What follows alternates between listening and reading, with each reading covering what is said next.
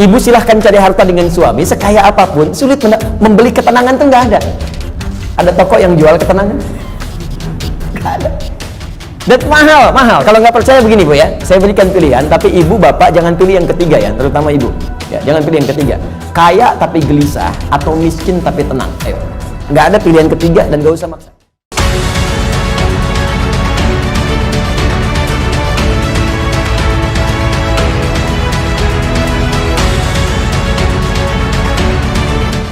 Bismillahirrahmanirrahim. Bab umuril iman. Bab tentang perkara-perkara yang mampu menguatkan iman. Saya kembalikan dulu kepada pembahasan di pengantar yang masuk kepada bab ini sebelum saya bacakan nanti tentang pembahasan di bab umuril iman ini, baik ayat Qur'annya ataupun hadis Nabi Muhammad SAW yang dirangkum oleh Imam Al-Bukhari dalam pembahasan ini. Jadi Bapak Ibu sekalian, sebelum membahas tentang hal-hal terkait penguatan iman, saya ingin ingatkan kembali tentang dua hal yang sangat penting. Yang pertama tentang kenapa kita mesti beriman. Ini poin yang sangat penting. Saya ulang, kenapa kita mesti beriman. Ya, bukan hanya sekedar fitrah dalam kehidupan, tapi nanti ada 5 hal yang langsung Allah janjikan dalam Al-Quran ketika kita benar-benar menanamkan iman dalam diri kita. Jadi kalau kita mampu beriman dengan benar kepada Allah, maka Allah akan berikan 5 keistimewaan yang tidak akan diberikan selain kepada orang-orang beriman, walaupun mereka hidup dalam kehidupan dunia.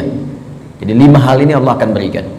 Yang pertama, ada jaminan langsung Allah berikan kepada orang-orang yang yakin tanpa ragu dengan Allah, yaitu beriman kepada Allah, bahwa ia mendapatkan kabar gembira langsung dari Allah, memiliki setengah bagian dari 2 hal yang dibutuhkan untuk masuk surga. Memiliki setengah bagian atau 1 dari 2 hal yang dibutuhkan untuk masuk surga. Saya sering istilahkan dia telah mendapatkan dari setengah kunci surga. Dan ini berita kabar gembira dari Allah sebelum orang ini wafat, bahkan sejak hidup, dengan turunnya Quran surah kedua Al-Baqarah ayat ke-25 yang paling kanan sebelah atas di mushaf. Wa basyiril ladzina amanu wa 'amilus shalihat anna lahum jannatin tajri min tahtiha al-anhar. Baik, kata Allah, Muhammad sallallahu alaihi wasallam, berikan kabar gembira. Baik, ada orang-orang yang aku telah siapkan surga, ragam surga untuk mereka. Dia ada jenis-jenis surga, ada surga Firdaus, ada surga Aden, kan? Nanti insya Allah saat kita dengan izin Allah diperkenankan masuk ke dalamnya, kita akan melihat ada di bagian mana di surga kita yang kita banggakan itu, dan yang kita impikan itu. Dia ada beberapa bagian-bagian surga yang akan diperoleh berdasarkan amalan-amalan kita. Yang biasa puasa masuk surga Ar-Rayyan, pintunya Ar-Rayyan, ya, pintunya. Yang biasa tahajud lewat pintu tahajud, biasa sedekah pintu sedekah. Nanti ada tingkat tertingginya, ada Firdaus, ada Aden, dan lain-lain sebagainya. Baik, kata Allah, aku telah siapkan aneka ragam surga ini untuk siapa? Ada yang paling menarik. Wa basyiril ladzina amanu, berikan kabar gembira ini pertama bagi para pemilik iman. Nah, ini syarat untuk masuk surga itu ada iman. Baik ya? Ada orang punya, misalnya, mohon maaf ya, sekali lagi saya ilustrasikan, dan Quran tidak akan sama dengan ilustrasi ini. Laisa kamitslihi syai'un. Tidak ada yang sama dengan Allah Subhanahu wa taala. Perhatikan kalimatnya. Misalnya begini, Anda akan datang misalnya ke istana, ya, diundang oleh presiden misalnya, atau penguasa tertentu. Maka orang ini memberi syarat. Anda boleh datang misalnya ke istana dengan catatan menggunakan pakaian yang rapi, spesifikasinya begini, pakai sepatu, jamnya jam sekian. Jelas ya? Maka ketika Anda menyalahi ketentuan itu, Anda tidak bisa masuk. Jelas? Satu itu. Yang kedua, pemilik sesuatu lebih tahu tentang ukuran dan kriteria apa, supaya kita bisa mendapatkan dari apa yang dimiliki oleh pemilik itu. Anda ingin ke istana, yang punya istana punya ketentuan. Anda nggak bisa bikin ketentuan sendiri. Jelas? Anda masuk komplek angkatan laut, maka komplek ini punya aturan yang harus diikuti. Tidak bisa Anda sendiri bikin aturan. Anda ingin ke surga, yang punya surga itu Allah. Maka Allah bikin aturan. Nggak bisa Anda bikin aturan sendiri. Kalau di rumah Anda sekarang, Anda yang punya aturan. Saya masuk ke rumah Anda, saya ikuti aturan Anda. Anda masuk ke rumah Allah, karena masjid rumah Allah, maka ikuti aturan Allah. Masuk rumah Anda, ucapkan Assalamualaikum. Masuk rumah Allah, kaki kanan masuk, ucapkan doa. Keluar kaki kiri, ucapkan doa. Ada aturannya. Sekarang kita ingin ke surga. Surga itu bukan punya kita. Surga punya Allah. Allah yang punya. maka Allah yang punya surga itu memberikan berita siapa yang bisa masuk ke situ. Kata Allah, orang yang bisa masuk ke surga adalah hamba-hambaku yang punya 2 syarat saat dia hidup di dunia. Apa syaratnya? Dan ini berita gembira. Ada orang sebelum wafat diberikan berita gembira. Kalau punya 2 hal ini, Anda berpeluang bisa memilih dari pintu mana Anda akan masuk ke surga yang Anda idamkan itu, sesuai dengan amalan-amalan yang kita kerjakan. Nah, di antara 2 ini, syarat pertamanya iman. Kata Allah, wabashshiril ladzina amanu, berikan kabar gembira pada orang yang telah punya iman. Dan kalimatnya menggunakan alladzina, disebutkan 1080 kali dalam Al-Quran. Ismun mausulun yadullu alal jam'il jam'iyah. Kata sambung, konjungsi, kadang menunjuk pada objek tanpa batas. Jadi bisa untuk orang dewasa, anak kecil, laki-laki, perempuan, tua, muda, ya, maaf, kaya, cukup, semua kalangan tanpa batas. Artinya, kata Allah, saya buka surga ini untuk siapapun. Nggak ada status dunia yang bisa memengaruhi seseorang masuk surga. Di surga tidak diukur dengan seberapa kayakah Anda. Hati-hati, kalau Anda mendapatkan tingkat kekayaan dan Anda merasa kaya dengan itu, belum bebas Anda, hati-hati, belum bebas Anda dengan persyaratan untuk mendapatkan surga. Belum tentu harta menjadi jaminan untuk masuk surga. Anda punya kedudukan tinggi, setinggi apapun, tapi kedudukan itu tidak otomatis menjamin Anda masuk surga. Karena syarat masuk surga bukan kedudukan. Kalau syarat masuk surga kedudukan, Firaun paling duluan masuk surga, Namrud lebih duluan masuk surga. Jelas? Baik, karena syarat masuk surga itu kaya, maka Qarun itu paling depan masuk surga. Tapi ingat, syarat surga kata Allah bukan kekayaan, bukan kedudukan. Dia jangan bangga dulu kalau punya kedudukan tinggi atau harta melimpah, karena itu belum jadi ukuran kebaikan di hadapan Allah Subhanahu wa taala. Kecuali nanti kedudukan atau harta itu diisi dengan iman. Iman itu yang akan menunjukkan harta dan kedudukan untuk mengerjakan amal soleh sebagai bekal ke surga. Maka golongan pertama kata Allah, saya berikan kesempatan yang luas. Baik itu tua, muda, laki, perempuan, besar, kecil, kaya, cukup, semua punya peluang ke surga. Dan itu hanya diberikan dengan 1 kata saja, alladzina. Semuanya. Tapi dari semua itu, aku hanya minta 2 syarat saja. 1, semua kalangan itu punya iman. Yakin denganku kata Allah, yakin tanpa ragu. Berbahagialah kalau sampai dengan siang hari ini kita diberikan nikmat iman oleh Allah Subhanahu wa taala. Itu kenikmatan luar biasa. Dan kita mendoakan saudara-saudari kita supaya mendapatkan bagian itu. Karena itu seringkali saya membuka ta'lim dengan berdoa, ya Allah, berikan hidayah kepada saudara-saudari kami, tetangga kami, kerabat kami, teman kami di kantor yang sampai hari ini belum beriman kepadamu, belum mengucapkan syahadat. Berikan kekuatan pada jiwanya untuk bersyahadat sebelum wafat. Alhamdulillah, Anda mungkin tetangga Anda nggak semuanya beriman. Ya, ada yang misalnya A, ada yang B, ada yang C, tahajud malam dalam sujud minta. Ya Allah, Engkau satukan kami di dunia sebagai tetangga dan pertemukan kami kembali di akhirat ya Allah. Jangan pisahkan kami. Berikan dia hidayah. Doa itu yang tidak diketahui oleh orang yang didoakan, mungkin itu yang lebih cepat menghujam pada jiwanya. Kami di taklim di Bekasi itu selalu membiasakan meminta kepada Allah. Ya, setiap malam Jumat kita minta, berusaha. Alhamdulillah, hampir setiap pekan ada yang masuk Islam. Kemarin seorang ibu dengan 3 orang anaknya masuk Islam. Begitu selesai taklim, datang lagi 1 orang lagi, diantar oleh suaminya, dia masuk Islam lagi. Masya Allah. Jadi alhamdulillah, kita tidak tahu siapa yang mendapatkan hidayah, tapi kita bisa berdoa kepada Allah untuk memohon untuk memberikan hidayah. 1. Nah, kemudian yang kedua, ya, wa amilus shalihat, iman dan amal saleh. Di syarat surga itu sesungguhnya kalau diucapkan ringan, iman, amal saleh, iman, amal saleh. Tapi kalau dikerjakan itu yang butuh perjuangan. Dan ini gambaran di Quran itu indah, ya. Ini sekaligus isyarat. Wawunya ma'iyah, Pak, Bu. Ma'iyah itu sesuatu yang bersanding, nempel. Ya. Adi wa Ahmad zahaba ila masjid, misalnya Nurul Bahri. Adi wa Ahmad, Adi dan Ahmad, zahaba, keduanya pergi ila masjid Nurul Bahri, ke masjid Nurul Bahri. Adi dan Ahmad kalau menggunakan wa artinya dempet, nggak pisah, bersamaan, wawunya ma'iyah bareng. Ya, Allah menyampaikan wa basyiril ladzina amanu wa amilus shalihat. Syarat untuk masuk surga itu duanya bersamaan, nggak bisa berdiri salah satu. Ya, 1 iman, 2 amal soleh. Nah, kalau kita baca dengan kaidah ilmu nahwu, otomatis keduanya ini akan saling terkait, berkelin dan memengaruhi. Artinya orang yang beriman pasti beramal soleh. Artinya amal soleh itu nggak mungkin muncul kecuali dari iman. Kalau amal semua beramal, ya, yang belum beriman pun bisa beramal, tapi belum tentu disebut soleh. Ingat, ya, tayyib mungkin non muslim bisa mendapatkan tayyib, ya, khair mungkin karena baik itu banyak di Quran. Ada khair, awas, ada tayyib, hati-hati, ada ma'ruf, ada ihsan, ada saleh. 5. Tayyib, kebaikan fisik, ya, kalau anda makan yang sehat, yang menyehatkan, yang dibutuhkan, itu tayyib namanya. Itu anjuran di Quran surah kedua ayat 168. Kata Allah, kalau ingin cari makan, tidak semua yang diinginkan mesti dikonsumsi. Cari yang menyehatkan untuk tubuh. Ya ayyuhan nasu kulu mimma fil ardi halalan thayyiba. Hei semua manusia, ini rumus dalam Al-Quran, universal sifatnya. Kalau anda ingin menyebar di bumi untuk cari makan, silahkan. Kalau sudah dapat dengan cara yang halal, jangan melanggar ketentuan hukum di mana kamu tinggal. Dapat dari situ, berikan yang bermanfaat untuk tubuh. Tidak semua yang diinginkan itu harus dikonsumsi. Yang dibutuhkan itu yang didapatkan.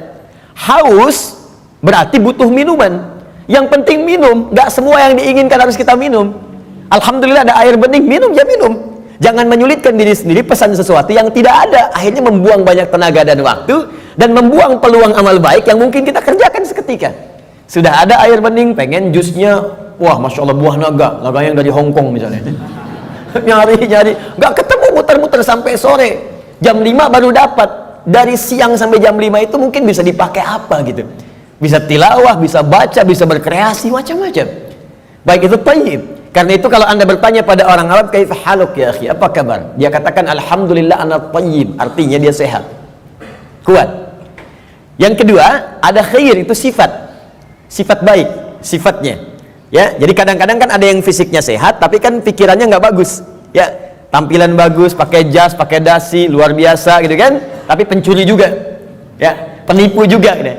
Nah, kalau kita ingin rubah menjadi baik sifatnya, maka rubah kalimatnya menjadi khair, ya.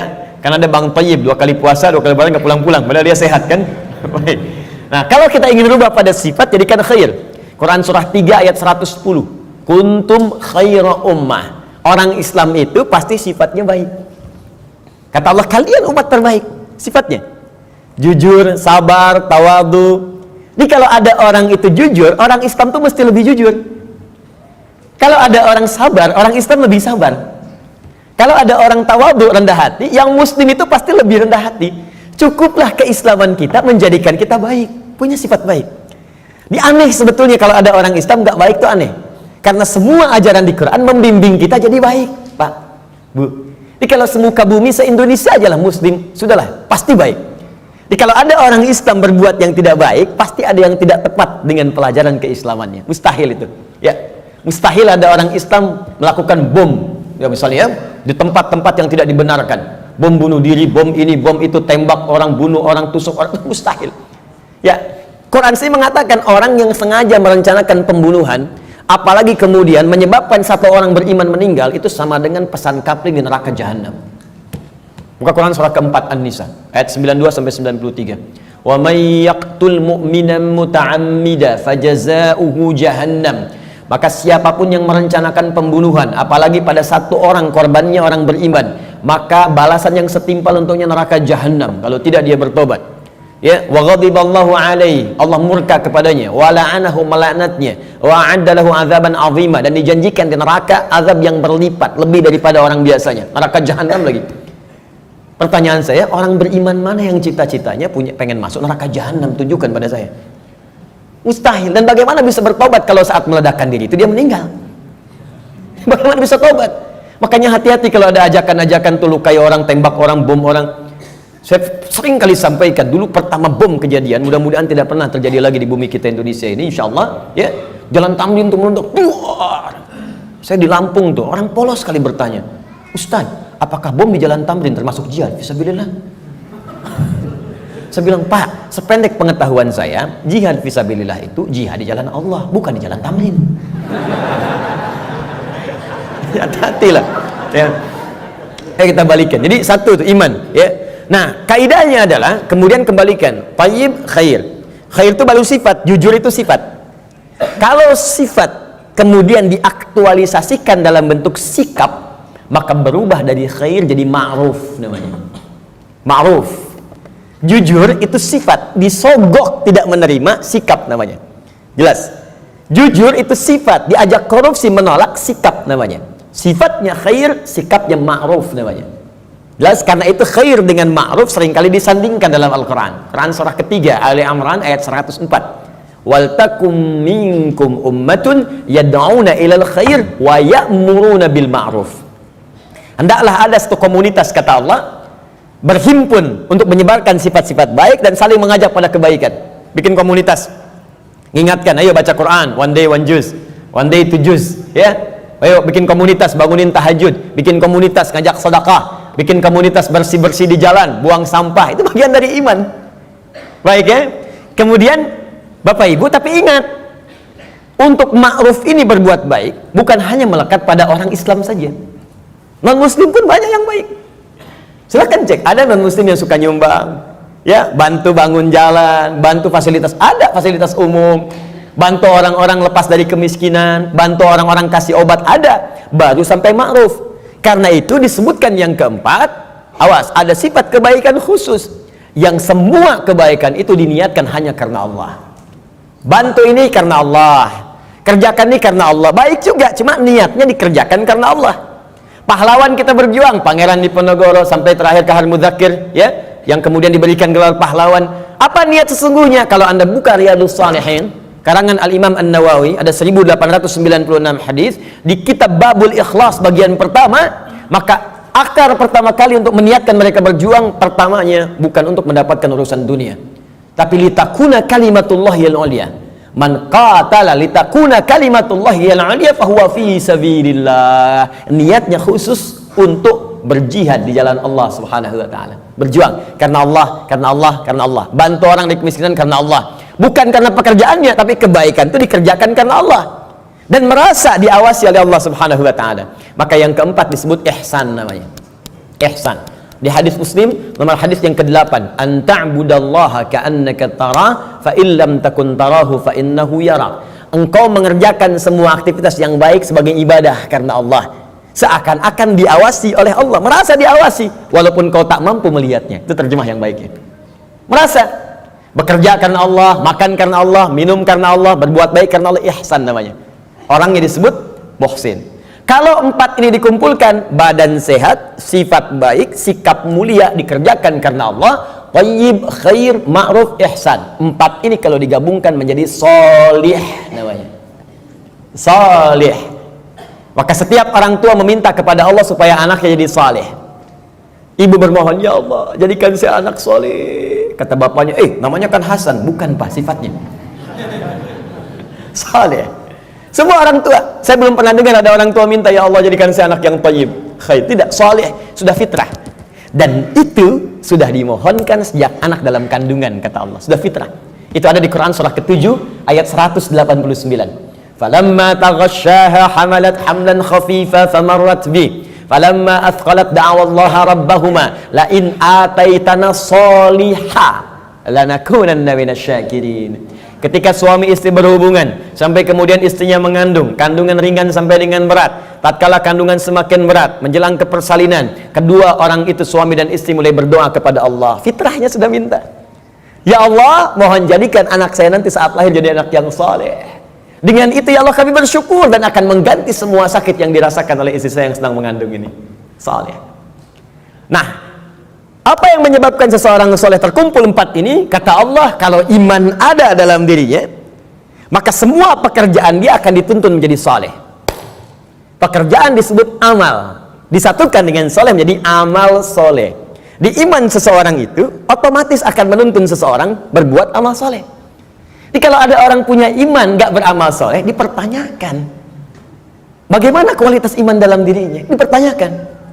Karena otomatis Pak, Bu, kalau ada iman, kata Allah, itu otomatis membimbing dia, mengantarkan pada amal soleh. Makanya orang punya iman itu sering diingatkan ketika akan berbuat amal yang salah. Gak percaya silahkan Pak, keluar dari sini, coba Bapak iseng-iseng pakai sendal orang lain. Ya, jangan diteruskan, iseng aja, misalnya kan, injak gitu kan. Itu pasti hatinya akan berkata, itu bukan punya kamu. Itu imannya mengingatkan. Kalau iman semakin tinggi, Anda keluar dari masjid aja, kaki kanan keluar, ditarik lagi tuh. Anda akan tarik, karena yang keluar itu kiri, masuk kanan. Ke toilet, masuk kiri, keluar kanan. Tuh. Ya, itu semakin tinggi iman, maka iman itu akan mendorong Anda berbuat amal saleh dari ujung kepala sampai ujung kaki. Makanya saya sering katakan, di dalam Al-Quran, jika kita sudah punya iman, maka semua fungsi tubuh kita akan disebutkan imannya dulu sebelum menyebutkan fungsinya. Mata untuk melihat, sebelum melihat imannya dulu. Turun Quran surah 24 ayat 30 untuk laki-laki, 31 untuk perempuan. Qul lil mu'minina yaghuddu min absarihim. Untuk perempuan, wa qul lil mu'minati yaghuddna min absarihinna. Katakan pada pria-pria yang sudah punya iman, imannya dulu. Dan katakan pada perempuan-perempuan yang sudah punya iman, matanya hanya boleh dipakai melihat yang baik-baik saja. Kalau yang dilihat tak baik, maka imannya akan membimbing mata untuk memalingkan ke arah yang lebih baik. Memalingkan pandangan ke arah yang lebih baik disebut dengan ghaddul basar namanya. Anda menatap begini, Masya Allah, tapi yang ditatap istri orang. Maka iman berkata jangan teruskan, palingkan. Ya, proyek yang tidak baik gak akan dilihat. Ya, barang yang bukan milik Anda nggak akan dilihat, palingkan. Gambar-gambar yang tak seronok, palingkan. Jelas ya? Nah, itu iman. Silahkan cek semua fungsi tubuh kita. Itu umumnya sebelum disebutkan imannya dulu. Lisan, Quran surah 49 ayat 11. Itu sebelum disebutkan fungsi lisan, iman dulu. Ya ayyuhalladzina amanu la yaskhar qaumin qaum. Ayat 12-nya, ya ayyuhalladzina amanu la yaghtab ba'dukum ba'dha. Pokoknya setiap tubuh ini mau bergerak, iman dulu. Ingin memberikan isyarat agar iman itu memiliki fungsinya untuk mengerjakan amal soleh. Kenapa diminta beramal soleh? Supaya masuk surga, itu Pak. Dan supaya kita nggak capek, diberikan setengahnya oleh Allah, tinggal setengah lagi. Jadi sebetulnya Allah itu ingin hambanya itu masuk. Cuman karena hikmah kehidupan menjadikan kita mesti berikhtiar, saking baiknya Allah dikasih setengah. Ayo setengah diambil. Bahkan setengah ini diberikan dalam kandungan. Cuman sayang, fa'abawahu yuhawidani au yunasrani au yumajjisani. Lahirnya kan fitrah, ada iman dalam dirinya, makanya dia mencari Tuhan. Cuman sayang, lingkungan yang merubah dia menjauh dari Allah. Ada yang pengaruh ini, ada yang pengaruh itu, lingkungan, karena TV, karena tinggal di tempat tertentu, karena pasangan. Ya, Masya Allah, tega meninggalkan cinta Allah hanya untuk cinta dunia. Tega meninggalkan cinta Allah hanya untuk cinta manusia. Padahal manusia itu mati, Allah selalu hidup. Ya, bayangkan. Ya, mencintai sesuatu yang gak ada itu kan semu sifatnya. Anda mencintai barang, barangnya rusak. Ketika barangnya rusak, bagaimana cintanya bisa bertahan? Cinta manusia tidak abadi. Kalau ingin abadi, bawa dia sampai mendapatkan ridha Allah, sampai ke surga, baru abadi. Tapi kalau Anda mengeluarkan diri Anda dari surga, bagaimana bisa abadi? Ya, aku mencintaimu dengan syarat engkau pindah agama. Begitu pindah, meninggal. Cinta nggak dapat, surga cuma mimpi. Ya, Pak? Jelas ya? Baik, jadi teman-teman sekalian, bagian pertama, ketika Allah meminta kita beriman, sesungguhnya dengan iman itu Allah ingin memberikan garansi kepada kita bahwa Anda hamba yang terlindungi, dengan izin Allah bisa mendapatkan surga jika iman itu kita gunakan untuk menenun amal saleh. Jelas? Kalau amal saja tidak ada iman, maka tidak menjadi saleh. Maka orang yang belum beriman beramal baik, amalnya tidak disebut amal saleh, amal saja, amal khair. Gak pernah disebut saleh dalam istilah Al-Quran. Jelas ya? Nanti ketika dia berbuat baik dibalas di dunia. Cuman karena kaidah surga itu ada iman, dan iman itu nggak ada, maka di akhirat tidak diberikan balasannya. Keadilan Allah menjadikan balasan itu diberikan di dunia. Karena investasi amalan itu bukan untuk akhirat, dunia. Karena niatnya dunia, dikasih dunia. Kalau untuk akhirat, diberikan juga akhirat bagiannya. Turunlah Quran surah ke-25 ayat 23. Nanti kalau ada non muslim bertanya, di mana keadilan Allah Tuhanmu itu? Jadi kalau ada orang nggak beriman berbuat baik nggak masuk surga, tapi ada orang beriman salah juga berpeluang masuk surga. Maka jawab kepada beliau, ya, kaidah surga itu kaidahnya syarat iman yang pertama kali, ya, bukan syarat dunia. Maka ingin masuk surga ada persyaratan. Anda masuk kampus ada persyaratan, masuk surga pun ada persyaratan. Anda lulus di satu hal tapi nggak lulus di yang lainnya, nggak bisa masuk kampus. Anda lulus satu hal nggak lulus yang lainnya, ya sulit masuk surga. Karena syarat surga beda dengan kampus. Syarat surga yang pertama itu adalah iman. Tapi saking adilnya Allah, kebaikan dia di dunia dibalas oleh Allah dengan cepat saat dia hidup di dunia. Maka turun ayat, wa qadimna ila ma'amilu min amalin faja'alnahu haba'an manthura. Jika ada orang belum beriman berbuat baik, kata Allah, saya akan cepat balas kebaikannya saat di dunia. Cuman karena amalan itu bukan amalan surga, maka saat ke akhirat nanti itu hanya akan jadi debu yang berterbangan yang hanya dia tatap saja. Jelas sampai sini? Dan ini ayat turun karena pertanyaan Sayyidah Aisyah radhiyallahu taala anha kepada Nabi, ya Rasulullah, si fulan orang baik, suka berbagi, cuman nggak beriman sampai saat ini. Bagaimana statusnya? Turunlah kemudian ayat ini. Jelas? Jadi kalau ada yang bertanya lagi sekarang, katakan Anda terlambat Pak. 15 abad yang lalu sudah ada pertanyaan Sayyidah Aisyah tentang itu. Turun ayat begini, sampaikan dengan sebaik-baiknya dengan cara yang paling lembut. Jelas?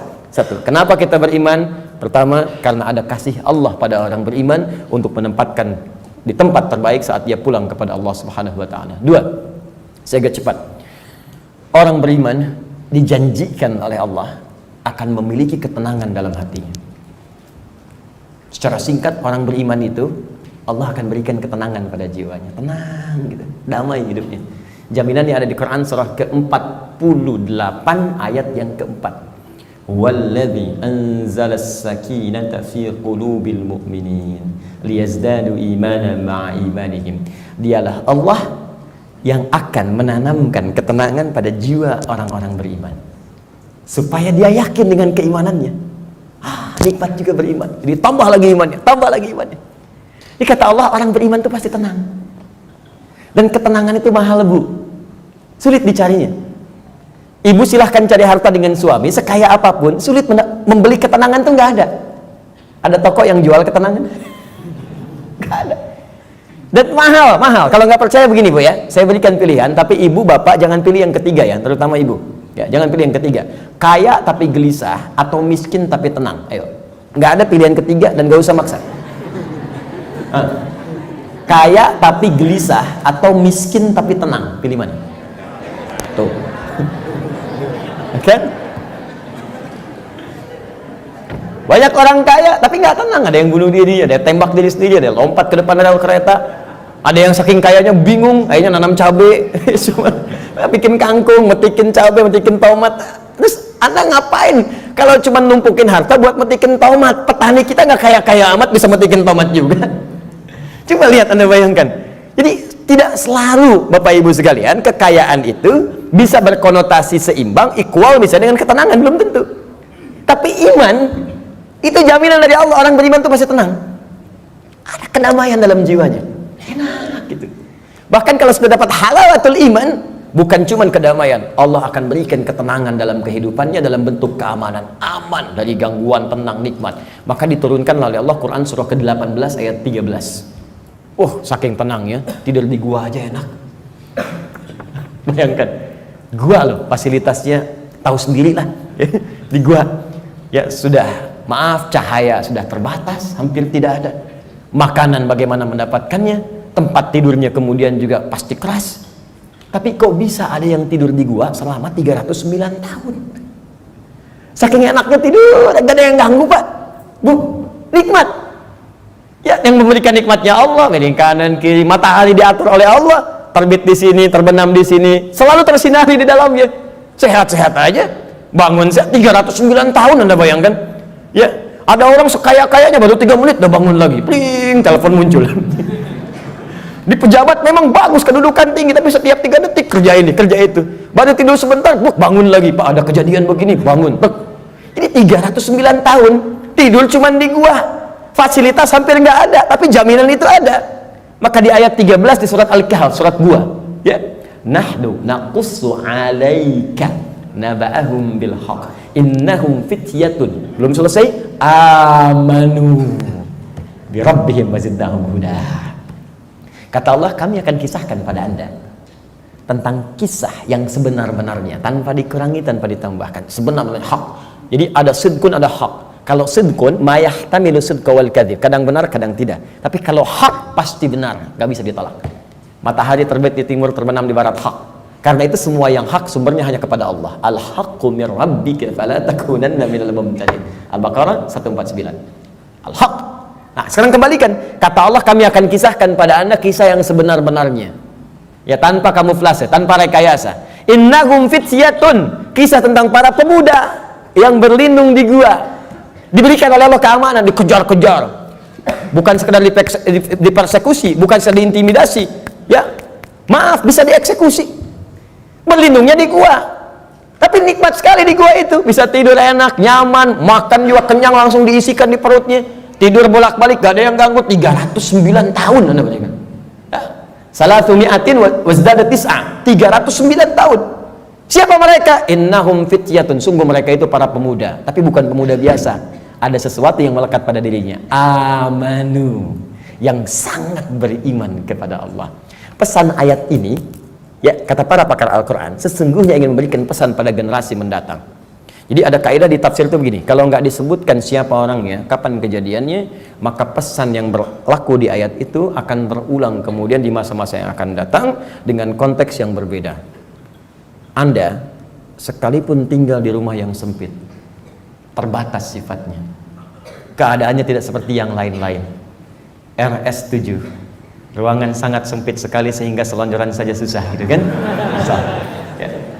Tapi kalau ada iman dalam jiwa kita, itu bisa nikmat saja. Dibandingkan tinggal di tempat yang mewah, luas, tapi iman nggak ada, kegelisahan itu muncul. Jadi orang beriman itu nggak akan disekat oleh dunia. Tinggal di kontrakan, nikmat. Di rumah yang luas, nikmat. Jadi kaya, nikmat. Cukup hidup juga nikmat. Nikmat aja. Ya, pokoknya beriman itu indah, nikmat itu. Jadi kalau kita beriman sampai saat ini dan tidak menikmati kehidupan kita, dipertanyakan ada apa yang salah dengan iman kita? Kata Allah, beriman itu nikmat, tenang hati. Jadi kok rumah mewah, mobil banyak, gitu kan? Ya lihat mendung aja sedikit udah bikin status.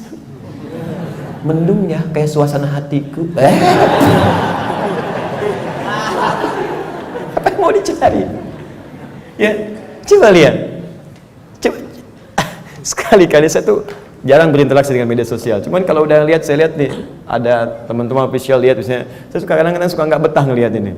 Ini orang kenapa hidupnya? Dikit-dikit ngeluh gitu kan? Apa? Maunya apa? Ya, belum musim hujan minta hujan, dikasih hujan minta jangan hujan. Maunya apa gitu? Ya, kenapa kita nikmati aja? Iman itu indah, iman, wah masya Allah. Kasih hujan, alhamdulillah, banjir pakai berenang. Jadi solusi. Jadi itu teman-teman sekalian ya. Selanjutnya ada jaminan Allah yang selanjutnya ya, orang beriman pasti bahagia kata Allah dan cenderung sukses. Tidak cukup dengan amin, nanti kita belajar dulu.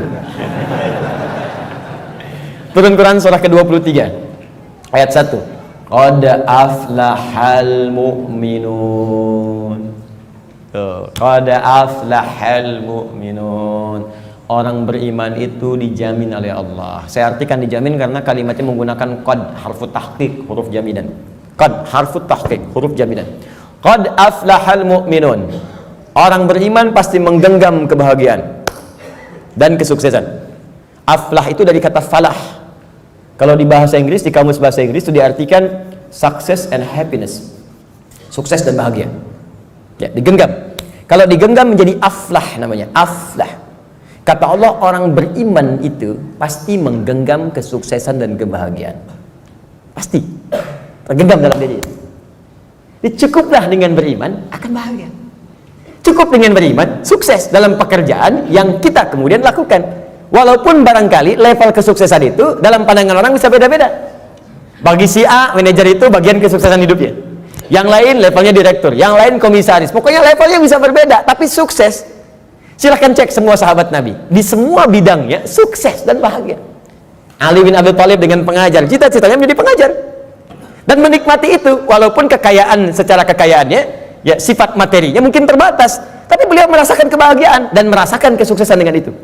Abdurrahman bin Auf kaya luar biasa, sampai kapaknya terbuat dari emas. Abdurrahman bin Auf dan menikmati itu dan bahagia juga, bahkan terjamin surga. Ada di lisan Nabi.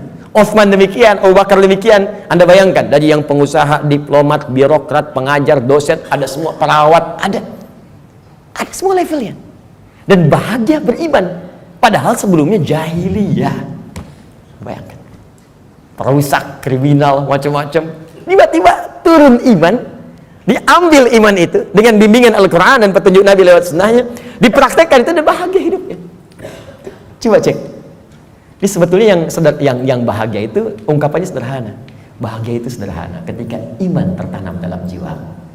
Kalau dunia relatif, bahagia itu sederhana, cukup dengan secangkir kopi. Bagi tukang kopi, tukang teh tidak, ya kan? Bagi yang minum teh, yang minum kopi tidak. Nah, jadi teman-teman sekalian, iman.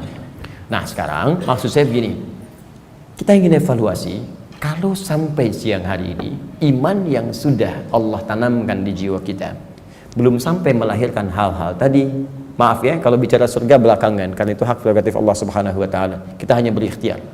Apakah iman itu sudah membuat diri kita tenang? Sudah membuat kita bahagia? Apakah iman itu sudah membimbing kita sukses dalam hidup?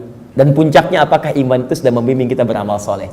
Jangan-jangan beriman masih salah, padahal namanya soleh, kan? Jangan-jangan beriman tapi mesti berbuat maksiat, mata bermaksiat, telinga bermaksiat, lisan bermaksiat. Ada apa yang salah? Apa yang keliru? Maka Al-Imam Al-Bukhari mengumpulkan hadis-hadis Nabi untuk mendapatkan petunjuk dari hadis-hadis itu, bagaimana mengerjakan amalan-amalan yang bisa menguatkan iman sehingga iman kita membimbing kita untuk beramal soleh. Maka muncullah bab ini, bab umuril iman.